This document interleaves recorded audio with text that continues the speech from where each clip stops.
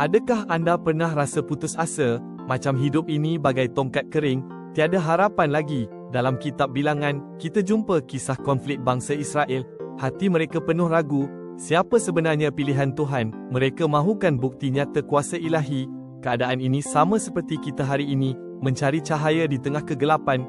Ketika pertengkaran memuncak, Tuhan perintahkan sesuatu yang luar biasa. Setiap suku bawa tongkat mereka, dan tongkat Harun diletak di hadapan tabut kesaksian. Satu malam sunyi berlalu, penuh penantian. Di pagi hari, mukjizat terpampang, seperti Bilangan 17:8. Tongkat Harun telah bertunas, mengeluarkan bunga, dan menghasilkan buah badam masak.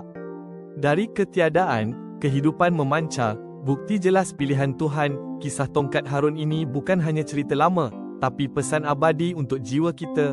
Ia mengajar Tuhan itu pengubah keadaan, mampu menumbuh harapan di tempat paling kering.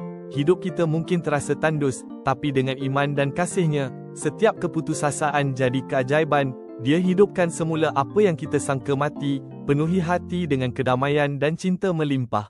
Percayalah kuasa-Nya.